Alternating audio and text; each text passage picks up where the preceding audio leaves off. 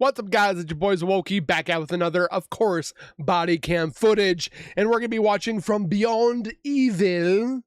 The daughter finds out her dad is a psycho killer. Grab a chair, get comfortable. Also, don't forget to subscribe to my YouTube channel by hitting that wiper icon that says subscribe. Hit the bell icon next to it, so when I do post videos like this one, you guys will get that little ring notification that I've posted that video. And then you guys can watch, comment, like, and share. And again, thank you guys so very much for the love and support that you guys do show on my channel. I can't thank you guys enough. And I am rocking out United States 250th anniversary shirt here, and I am definitely excited for 4th of July, and I hope you guys are too. And then don't forget to go over to Beyond Evil, go give them some love, subscribe, comment, like, and share, and let's get into the video. Killed her mother and... Oh, hold on. Hey, what's going on? Is he inside? He's inside. He's in the bathroom. This is Alora. Just moments ago, her dad confessed something horrifying. That's her dad? When did he have her? When he was 12? To her. He had just killed her mother and grandmother. Does he have any weapons? We don't know. He's locked in the bathroom. Okay, can you stay over there? Stay over there. Okay. As police nervously approached the house, they had no idea that inside lay the most gruesome murder scene the department has seen in decades. There's one in the fucking back bedroom over here hacked up, and then there's a second one wrapped up in a sheet in the garage. Then who's supposedly in the bathroom? The suspect. Investigators would soon realize the murders weren't the end of the killer's plans. In fact, Alora was meant to be next. He just wanted us to sleep, be calm during the night, and just not be awake.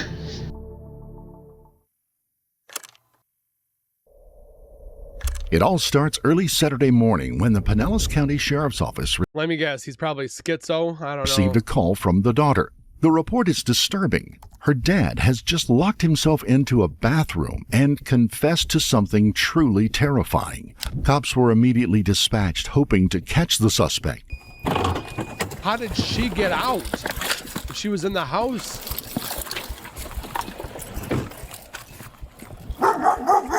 Hey, what's going on?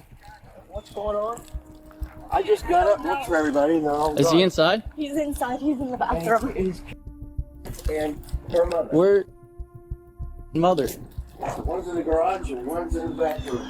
Does he have any weapons? We don't know. He's locked in the bathroom. Okay, can you stay over there? Stay over there. Okay.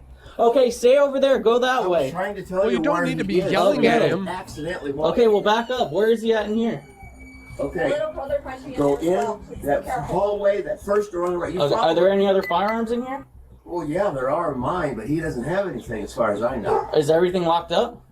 Yeah. Okay. And where's the bathroom? Okay. Where that dog is right there, that hallway, first one on the right, you'll see the blood trail. He's in there saying, by himself. The officer enters the house and I mean, this is a sticky situation. It's like, does the officer go inside by himself, or does he wait for backup to come? I mean, they don't know if the two people are dead yet, but finds a blood trail. It leads directly to the bedroom, where he makes a horrifying discovery.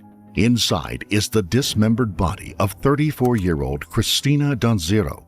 Her body parts are scattered across the room, with her blood painting the walls and floor. But this isn't the only blood trail he's about to find. In the garage, hidden beneath a blood-soaked sheet, lay the body of 75-year-old Betty Suzanne Donzero, Christina's mother. The trail finally ends at the bathroom entrance, where 41-year-old Kirk Heisel Jr. is located. He refuses to get out, and according to his daughter, he is armed with a knife. The situation could get out of control at any moment. The police fear the suspect might attack them, or worse, take his own or others. So, with time running out, there was only one option left: force their way inside. get a battering. Yeah, there you go. Grab that shield.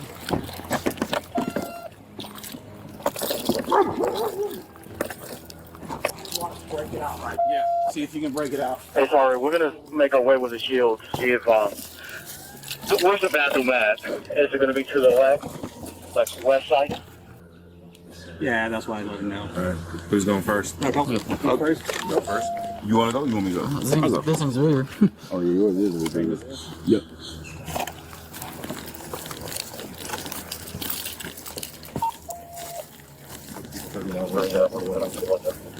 This is tense. Not gonna lie, these were the days that I enjoyed. The military movement drills and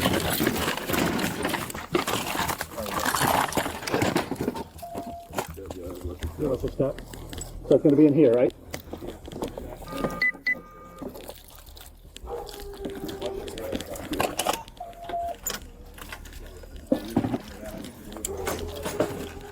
they don't know if he's got guns. Green. Code green. What is code green? We got a door in there? That's not here. We're getting ready to hit this window. That's the window there. Is that going to be the window? Yeah, it's right here. Right there. That's the window. It's up on the wall. Yeah, it's on the. Okay, so code green is more of a universal standardized meaning, generally referring to all clear on certain locations. Officers methodically approach the bathroom and breach the door open to an alarming scene. The suspect is covered in stab wounds. He is slowly bleeding out and is barely responsive. Yeah. A lot of blood inside, all right, guys. I got you, brother. 129 at patient. A lot of blood inside. Your son, sir. Sericious cut, arterial, chest big off, put him around. Bring it down. Want him on? We're doing it. 1, 2, 3. So this is the suspect. Pull him up. On there. Okay. You guys? In a matter of seconds, emergency services arrive to take him to the nearest hospital, praying he survives. Meanwhile, the police lock down the crime scene and begin their search for clues that could explain the suspect's shocking actions. And what they find inside points to a disturbing yet real possibility. This wasn't a crime of passion. Inside the bedroom where Christine's body was found, investigators discovered a 9mm pistol on the suspect's bed. However, neither Christine nor the second victim, Suzanne, had any gunshot wounds. But this discovery is only the tip of something far more sinister.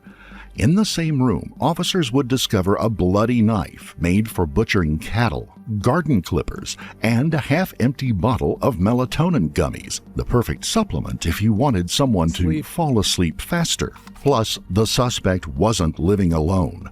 3 other people were still inside the house when the crime unfolded. His son, Kirk III, his daughter, Alora, and Frederick Donzero. However, they only called 911 after discovering the scene, as if they slept through it. Understandably, investigators are unsure what to make of this scene. Luckily, a witness is about to step forward, the suspect's own father, to shed some light on some unusual behavior. Do you have a good relationship with Kirk? Oh, yeah, that's what I don't understand. And I hate to say this, and my wife will vouch for this. He started doing some shit. He started what? Doing some shit like what? Dope. Okay, what do you I know? heard what about this. I don't know what kind. Uses? No. Okay. But he started doing some, and have you noticed him making any behaving weirdly? No, that's the weird part. And it's like me and my wife was just talking about it. Like he's acted weird towards weird kind of. Is he starting to hear voices or see people or just going, mellowish? Like the drugs are getting way to his head. And I'm like acting mellow, calm, calm, and I don't care about things anymore and shit like that. I'm like, and I always try to talk to him. And I heard the phone ring, and I think it's spam. Mm-hmm. So the wife answered her phone, and it's my grandson, and hysteric. He is hysteric. And I calmed him down. Your grandson who lives here, is that Kirk's son? That's Kirk the third. You're right. Kirk the third. Okay. Yep. So I'm like, we're trying to calm him down. Yeah. And he goes, Dad, I think, or Grandpa, I think. Dad done something. Dad done something bad. I go, what's going on? We're trying to talk to him on speakerphone. And he's just shaking and trembling. You could tell he couldn't speak. And I'm like, dude, calm down. Just calm down. Tell me what's going on, buddy.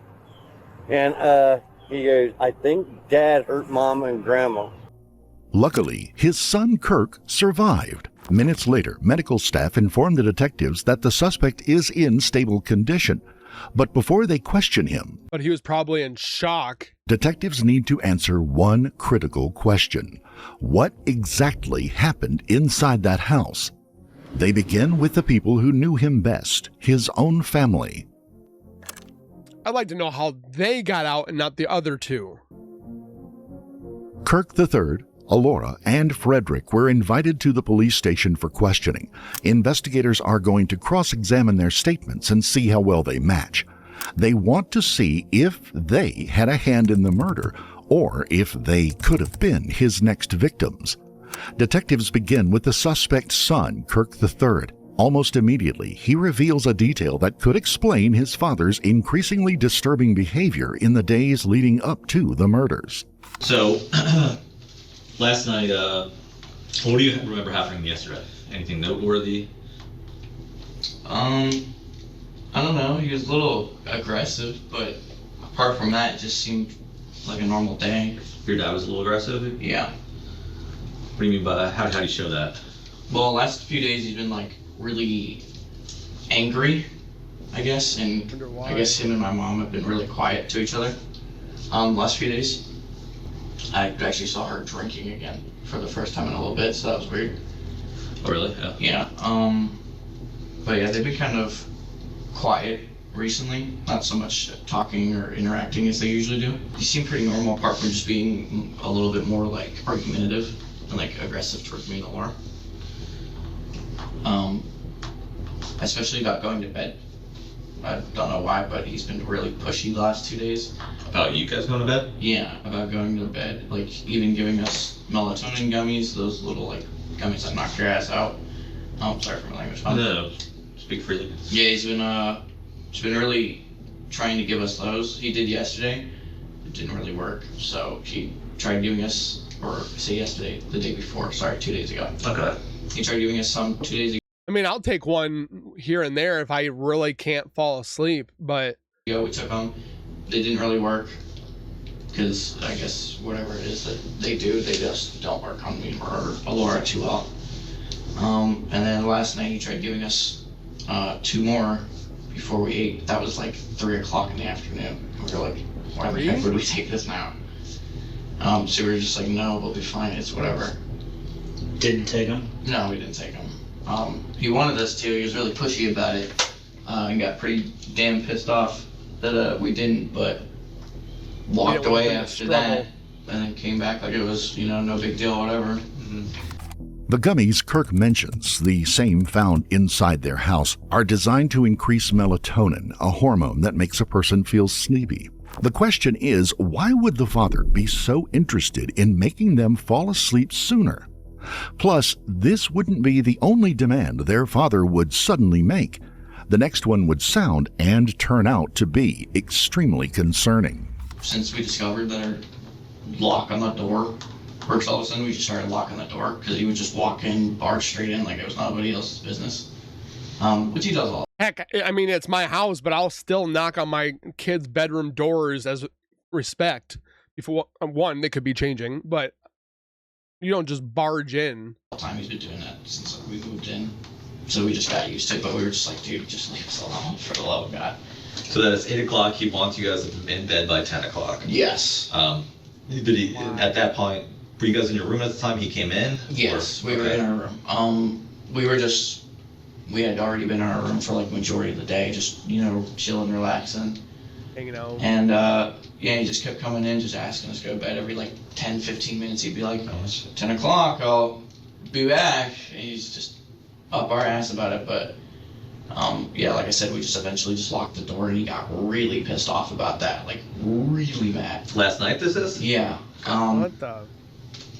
And we were like, dude, why can't we lock our door? It's not your room, it's our door. Did you unlock it, or is he yelling from the hallway? How'd he get mad? Well, he was banging on that door. He's like, unlock the fucking door. And we're like, I mean, I tell my kids not to lock doors. We can't lock our doors in our house because they're so old. They use like the old skeleton keys. So, but I mean, I've always said that you don't lock doors in the house, because what if you like fall down and I can't get in there? I mean, it can barge down the door. But again, I respect my kids. I knock on the door before I go in, wait for them to say, okay, come in. These guys. Why? And he's like, just unlock the fucking door. God damn it. So I unlocked the door and he's like, don't you lock this damn door. I'm just like, why? Because like I finally was just like, why can't we lock the damn door? Because she was going to say something, but she's kind of skittish against doing that too much. But I'm not. So I just was like, why the hell do we have to keep the door unlocked? And, you know, it's our room. We're adults, you know, we can lock the door if we feel like it. Like, it's not something you can just say you want to control all of a sudden. Like, who cares? I've always wondered this, and I'm not trying to get off subject here, but what is your take on that in home? Like, it's your house, but what do you do for your kids? Do you allow them to go and shut the door? Do you have them lock the door? I'm just curious as what you guys do. But he wouldn't tell us why. He wanted it unlocked at all, so we were like, just constantly asking him. He just still wouldn't say, but he was like, I want this damn door unlocked, and I want your asses in bed by 10. And we're just like, we'll keep the door unlocked. And he's like, I wanted both. I'm like, well, that's too fucking bad. We'll keep the door unlocked, but you get one or the other. We're not giving you both just because you said you want it. So finally, I guess our mom kind of like stood up first. They're like, who fucking cares? She's like talking to him. She's like, just leave him alone. Who cares? It's just a damn door. So I guess they had like a talk about it or whatever. But then we just closed the door and just go on our merry way for the rest of the night. With each new detail, investigators feel their suspicion of Kirk's initial plan growing stronger. By encouraging them to take the sleep supplement and leave the door open, their father would have effectively left them more vulnerable to anything that might happen during the night. And when his children would refuse to meet these demands, they'd get a reaction they never expected to hear. He came in the room at 1, and then he was like, what the fuck are you still doing up? I guess I said to him, I was like, well, why should I if you're awake? And he's like, I just woke up. I'm like, okay, but you're still awake, bothering me. Like, what if I was asleep? And so he walks away, and yeah, that's from there. And then I saw him again at, it was like 3:30, because I went out to use the bathroom, and all the like living room lights and shit were on. What was he doing? I don't know. I know he was over by Suzanne, but I don't know what he's doing. I just like quickly peered around the corner, just saw him there, and I was just like, okay, whatever. Did he see you? Yeah. But I mean, I just went straight to the bathroom after that because I was just like, okay, he's up. If she needs help, he'll help her, whatever. All I know is when I went to go walk away, he giggled real quick, like a little like light chuckle, and obviously the dog was out there with him because she just follows him everywhere. But that's a bit weird. You know, when I got out of the bathroom, all the lights were off and shit. So I was like, okay, so that was quick. Whatever he needed, you know, done already, gone. So he went back in his room. I go back in mine. As the investigation unfolds, detectives begin to wonder whether the suspect's children may have been at greater risk than they realize. Out of all the possibilities, Kirk and Elora could have been their father's next targets. The suspect's son, however, wouldn't be the only one to notice his father's distress. But if you think about it too, the men are going to be, and again, I'm not saying this as a sexist way, men are usually stronger than women. Usually. There are some women out there that could probably kick my booty. But he probably went after them first, but usually the attacker wants to go after the muscle first because then he can get him out of the way and then take care of the weaker ones. But this guy went after probably the weaker ones or the smaller ones, and it seems off. Or less because they didn't fall asleep with the melatonin because they didn't take it. I feel like I'm missing more. Let's continue. Disturbing change of behavior. Was there an incident with like a door being locked too? Yes, there was, yes. Yeah, what was that about? Recently our door suddenly somehow got fixed. It's locked, and me and my brother like privacy, and we don't like it when he just randomly just comes in the room without announcing or at least knocking. Mm-hmm. He does that every single day, anytime he feels like it. Mm-hmm. And we got disturbed by it, so we started locking the door because we didn't want to have an argument, so we just locked the door. Mm-hmm. And then he got mad at us about the door and started mixing that with the sleep schedule. Said, we'll keep the door unlocked, but we are going to sleep at the time we want to go to sleep. Which, still getting mad about. My brother snapped at him for it, and then he left. With Alora confirming the son's account, detectives now have a clear direction for Kirk's interrogation. They also begin to suspect Christina, the mother, looks the same age as the children. May have taken the melatonin at Kurt's insistence, and that decision may have sealed her fate. So just, I just want to make sure I got my note right. At 10, that door lock conversation happens, and that's when your mom speaks up. Mm-hmm. That's when my mom speaks up. She said, can you not start an argument? It is way too late for this. I want to sleep. And she sounded pretty tired too. Okay. Like more tired than she normally would have. Does she take melatonin or anything like that? Not that I'm aware of. At this point, detectives believe Kirk had a plan. He wanted his children to take melatonin and leave their bedroom doors unlocked, because once his girlfriend took the pill and fell asleep, she never woke up, and her mother would become the second victim. After killing both, Kirk may have intended to move on to his children. However, this theory leaves two critical questions unanswered. Why did Kirk have a 9mm pistol on his bed, and where was Frederick during all of this? Was he somehow involved in these senseless murders, or was he meant to become Kirk's final victim? And I think if I hadn't woken up, I'd be the third one there. But before we get to that, while most of us never expect to be caught up in... We went down to my sister's to eat dinner. We got some Chinese food. Did you, everybody, all 6 people? No, not them. Just me, my wife, and my sister and her husband. Okay. So they left. And we came home. Everything seemed fine. She went to bed. And I took the dogs out, and then I went to bed. And the dogs I'm really worried about too. That's the only thing I got left.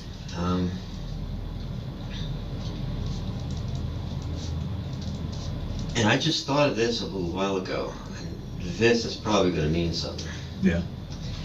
I woke up in the middle of the night, and I looked up, and Kirk, the one that did this, he's like a vulture leaning over my bed like this. He said, well, I heard your breathing was weird, so I was just checking on you. And I think if I had... Bro just probably fought fate right there. Woken or fought up, I'd death. be the third one there.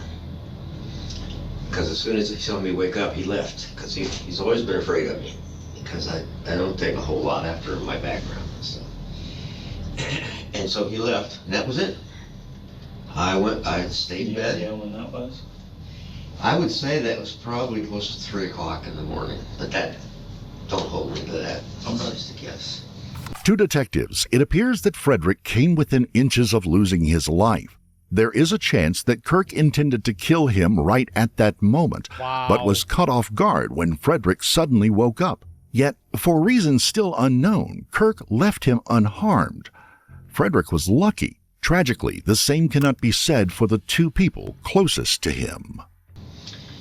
And so I went back to sleep. And one of my dogs came, and they don't even come in the room. He just woofed at the door. I said, okay, you guys want to go out? Okay, that's good. I get up, I open the door, and there's a blood trail. I mean, in footprints. Bad blood, dark blood. It's been comes dried. from a different place in the body usually. So. I mean, that blood trail went all the way down and turned into the bathroom. There was no more blood in the rest of the house.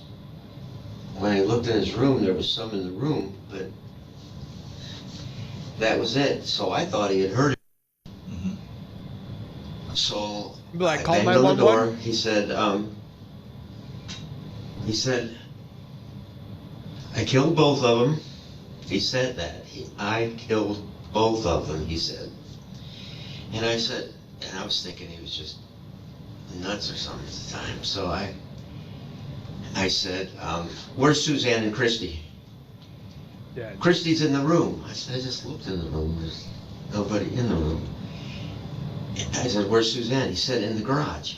Yeah. And he said, I cut my, and but I won't die. I said, what did you think happened last night? He said, God told me to do this stuff. And he said, I'm really sorry. I'm sorry. I'm sorry. He whipped the doors locked to the bathroom. He said, I'm just laying in here.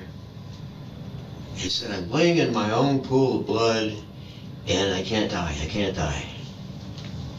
I'm thinking to myself, he's having a God complex. oh, well, that's too bad. But, so I go and out in the garage and all the bedding from her bed, she was rolled up in that laying on the garage floor. And I wanted to make sure that he just didn't think they were dead. So I tapped on it. I said, Suzanne. And so I went back in then, and I went down the hallway again into the other room, and over on, when you walk through the door, way over on the left was the rolled up bedding from that bed. And I know I shouldn't touch anything, but all I did was open the thing, and all I saw was just like a head or an arm or something. I could see where something had been removed. And, wrapped up in sheets? And it was all wrapped. She was all wrapped up in the bedding that was on their bed last night. Both Kirk III and Elora would later confirm finding their grandfather in front of the bathroom door, talking with the suspect, after finding both victims dead. Frederick would also back up their testimonies, claiming he heard them arguing with Kirk over a locked bedroom door. So far, everything lines up perfectly. Detectives are convinced they weren't accomplices, except for one major detail that puzzles investigators. What? Kirk still had one thing in his possession, a 9mm pistol. They still don't Was the 9mm pistol there, so if he was doing his act, somebody came in and then boom, he could pull the trigger if needed? know how or when he obtained it, but they know that Frederick has a whole arsenal. There's still a chance Frederick either provided him with the weapon or his own gun was stolen. How about, speaking of like 2x4, anything in the house, weapons that you know of, maybe he has access to, knives, anything related? Yeah, they've got, in fact, when I went in to look for Christy, I think I saw a knife laying on the bed. And the kids said they thought there was a gun on the bed. I didn't see a gun on the bed. I can give you his gun because, oh, that's something. He was getting to feel a little weird. He said, would you sell my gun? I've got his gun. It's in the bed, locked in the trunk of my car. And I've got guns. My 45 and my 380, and all my and my grandpa's and my dad's hunting guns, the long guns. And he's got guns passed down. But it's locked in a big gun cabinet with plexiglass and stuff. No, he's never touched any of mine, never gotten in it. Yep. Where's that gun cabinet? In my bedroom. He doesn't have access, he doesn't have the key or anything? No, nobody. So he's got guns, but why didn't he take those guns? He just... Weird. Why... I've got the key with me, and I lose it half time and can't get in myself. If what Frederick told them is true, then only Kirk can tell them where he got it from and why. However, just as they are about to end the interview, Frederick remembered something he felt could be incredibly important to this investigation. You said he had a gun, like a handgun? Yeah. When you take me back to the garage, you can have the damn thing. Do you remember what it is, or you said it was in the trunk of your car? Yeah, it's an automatic. It's 9mm, but I never even opened up the case that he had it in. How long ago did he ask you to sell it for him? A couple months. And I got the feeling maybe he was worried about shooting at that time. That's why you think he asked you to sell it? I was thinking that maybe that's why. I didn't have any inclination to hurt anybody else or anything. At this point, it seems the suspect retrieved the gun while everyone was asleep, but he never meant to use it in these twisted murders. His primary weapon was a knife. Unless he was going to use it if somebody stopped him while he was doing this thing that God apparently told him to do, which No. and garden clippers, which he used to dismember the bodies of his victims. However, one question remains unanswered. Why did their father target his girlfriend and her mother first? Kirk III believes he knows the answer, and it's the last thing detectives expected to hear. Why do you think Suzanne was also a victim? I actually asked my buddy Jasper about that. At one point, my dad told him he believed mom was a witch from ancient times, from a long descendant of really powerful witches. What? Which I was like, okay, so he's crazy, got it. But then it started making more sense because he was he told me he felt like the presence of a divine being while he was searching for God, but it wasn't God or whatever, some devil or whatever. Your dad told you this? No, he told my buddy that. But he's like I could kind of feel it. Your dad was off whenever he spoke about religion or anything like that. He wasn't 100% sure on the right path or whatever that he was claiming to want to be. And that he was kind of going in a negative route for it. And I was like, okay, so he believes that, my mom's a witch from a descendant of powerful witches, so then that would place Suzanne at the pinnacle of it too, because, birth giver of that. So I was like, okay, so then if he was targeting mom, it would only make sense to target Suzanne too, because, like I said, descendant and kill the power where it's at, So I was like, But then the daughter would be at harm because of the descendant of ancestry witches. Okay. While this may sound absurd, detectives at least keep this perspective in mind for later. The suspect's daughter, however, offers an explanation that is far more grounded in reality, but also far more cynical than investigators initially expected. Why do you think Suzanne? Suzanne, she was on the brink of death anyways. She has a lot of medication and was afraid of going into chemotherapy. If he dies, she's going to end up dying because we can't afford all the medicine she has. So she was going to end up dying anyways at some point if he doesn't make it out of the cancer treatment. She was weak, she was fragile, it was an easy target.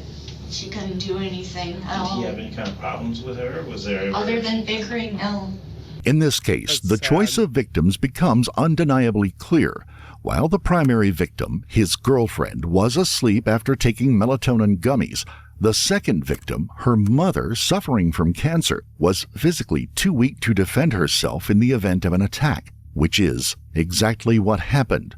And Frederick is the only one closest to her to confirm this brutal choice. But the reason why remains a lingering question for both the family and the detectives. As far as those closest to him know, their father and a friend had long since gone off the deep end, and they had all witnessed this downfall firsthand. Yeah, he looks like he's gone through downfall. And this spiritual talk that he talks about, what is that exactly? Is he talking about God? Is he talking about... Yeah, he talks about how God is constantly giving him signals that this is the way of life, this is how you're supposed to do this is what you should be doing, and whatnot. When did that start? That started maybe a couple months ago, maybe 5 months ago. Okay. A little before the year started, I think. Or after the year started. Is he, God's giving him signals, is he ever go any more in depth into it about what these signals are? He says he sees visions where there's monsters that we don't see with the naked eye unless you open your third eye or something. And he was trying to get me to see that, but I never properly listened because I didn't care for it all that much. After the interviews conclude, officers are still left with questions they cannot get answers for. Why did he target his girlfriend and mother specifically? Does he say? How did he manage to stop himself? And was Kirk actually planning to kill everyone in the family? Luckily, they get their chance to ask the suspect himself. That evening, a report comes in. Kirk is alive and responsive. Medical personnel determined that Kirk attempted to end his own life by stabbing him repeatedly and drinking bleach. Both attempts failed. That same day, 2 investigators were dispatched to finally figure out if Kurt was planning to murder the whole family all along. Right away, Kirk has an unexpected revelation to share with them. So, go ahead and start from the beginning for me then. Well, I kept receiving signs saying that we should split up. And we had been together for, forever. Not actually married. But it was called ourselves that because we did like a mentor kind of marriage thing where we did a pinky swear. It was like a Viking thing. But anyway, we always listened to the same songs all the time. Okay. And this room kept popping up where the guy had caught the girl cheating on her, and it just kept playing so often. I'm like, this is a fucking sign I'm not getting something. Should I just ask her? So I did. I said, have you ever cheated on me and not told me? She goes, I did once. And I was like, oh, okay. I go, was this the only time? She goes, yeah, but it was different each time. I'm like, confused by that answer, and I'm like, okay. Did you sleep with any of them? Yes, 2 of them. Okay. Okay. So that's been kind of sitting in the back of my head for only a couple days. As Kirk would continue, the second sign instructed him to kill his girlfriend. While detectives believe infidelity is at the root of this crime, their suspect had already made up a different, far more sinister reason to deal with her. Again, cheating is not good, but don't, like, you know, murder your family. They chose me to do this, but I didn't want to do it. Who's they? God? He said, come back now. But if my girlfriend was a devil, but her mom was an angel, and we knew she was a devil because she had always held me back. This is, are we talking about Christina right now? Okay. So, we decided to do the split up thing. And she goes, are you sure you're not reading into this wrong? I go, are you? So we just kind of mellowed out the rest of the day. That was all yesterday?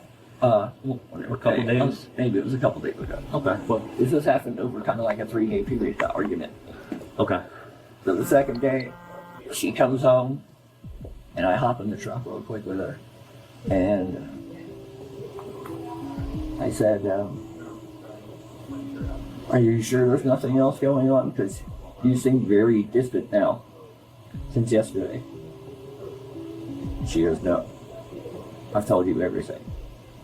I go, you're trembling, like you're missing something. And that kept kind of eating at me, I guess. And I'm like, she's hiding something else. She has to be. The third day come by, and I was just like, I'm pretty sure we're supposed to stay split. We were, me and you had our paths and times together up to this point, but I gotta find someone new.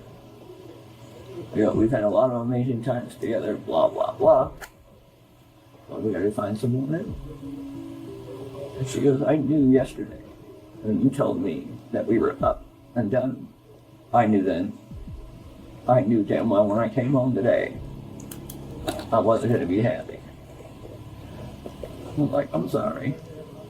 Something's wrong, and something has to change. How long have you been hearing these messages for? Just for 3 days. For 3 days? What Kirk just said is monumental. He confirms his own family's testimonies against him, that he had been struggling with signs of a severe mental illness that grew worse with each passing day, and the breakup may have been the final trigger to set off the chain of events that Kirk would come to regret. Kirk's next target was the last of the Donzero's family, Frederick. However, just as he was about to deal with him once and for all, Kirk suddenly felt he wasn't supposed to feel midway. I got into his room. I removed his gun because I knew he had a 9mm in his top drawer. So I pulled that to the side for my own safety. Because that would work way faster. Oh, yeah. And he's a big, kind of intimidating dude, even though he's asleep. And every time I tried, I just looked at him. Oh, I can't do it. Did he wake up at all during that, or? At one point in time, he woke up because he just couldn't breathe properly. He saw me standing there, like, are you okay? He goes, yeah, I can't breathe correctly. I'm like, all right, well, maybe you should change positions or something. Okay. Were Suzanne and Christina already had passed by that time? Yeah. Unknowingly, he confirms Frederick's statement and the officer's second clue. Wow, that dude was almost gonna die. Oh, man. He did retrieve a 9mm pistol for his own safety. More than likely, Kurt feared resistance or even interference in his plan, as he felt Old guys, they have like old man strength, dude. Like they're like thick and they got power to them. intimidation. Kirk changed his plan. For the next several minutes of muted audio, Kirk would describe his next steps. He'd start dismembering Christine's body, limb by limb.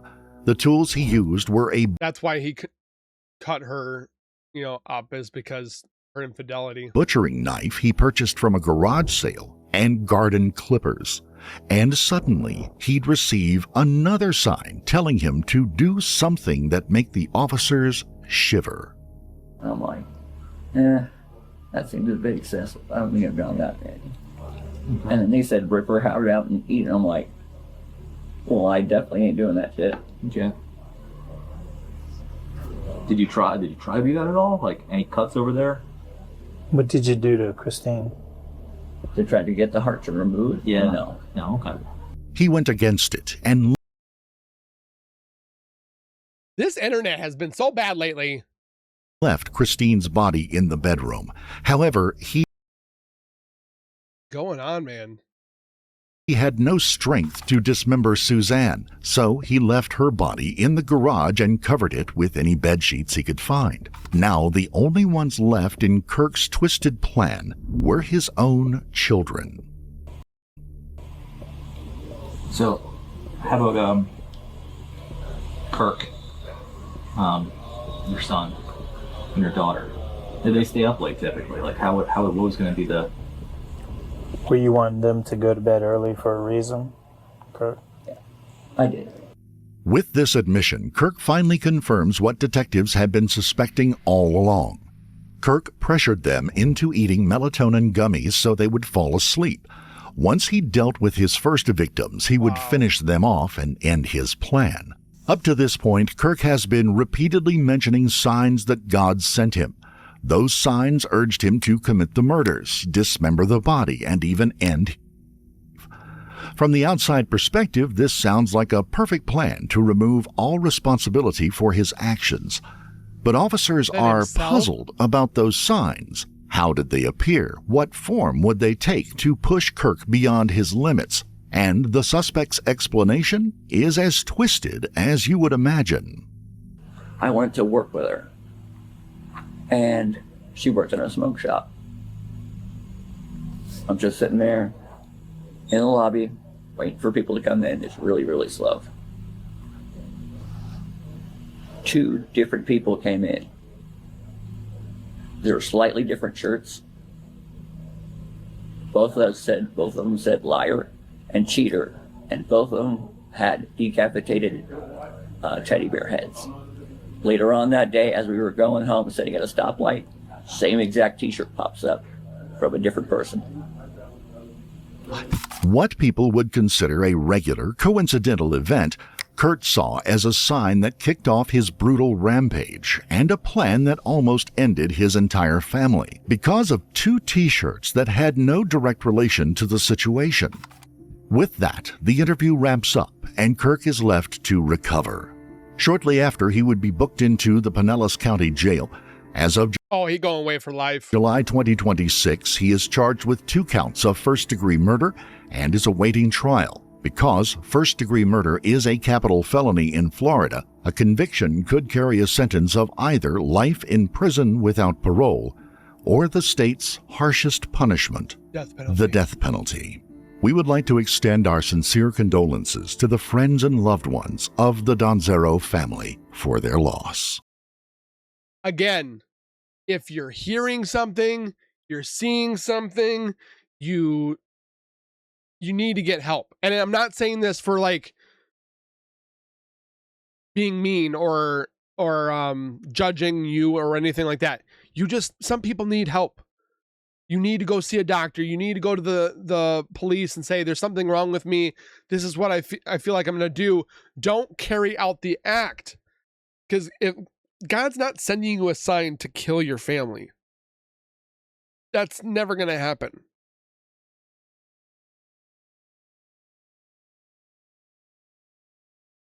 And I feel like this guy wanted to have somewhat of a divine excuse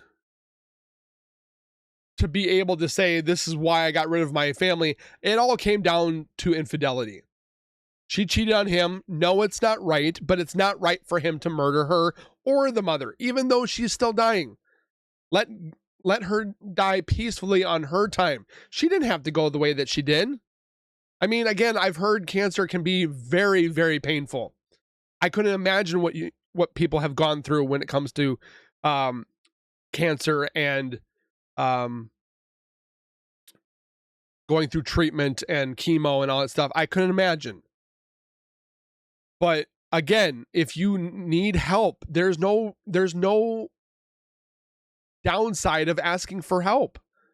Some people think it's a weakness that they are asking for help. No, it's not. There are resources out there. There are definitely people that care. Talk to the Lord. He's not going to tell you to blank your family. I'm glad the kids didn't get it. It just seems like he was too tired to carry it on. Plus, he was trying to get them to go to sleep because of making it a lot easier for him to carry out his plan. I'm glad the kids are still here, but now they don't have a mother. They don't have a grandmother. They probably have the grandfather. But again, they lost both parents.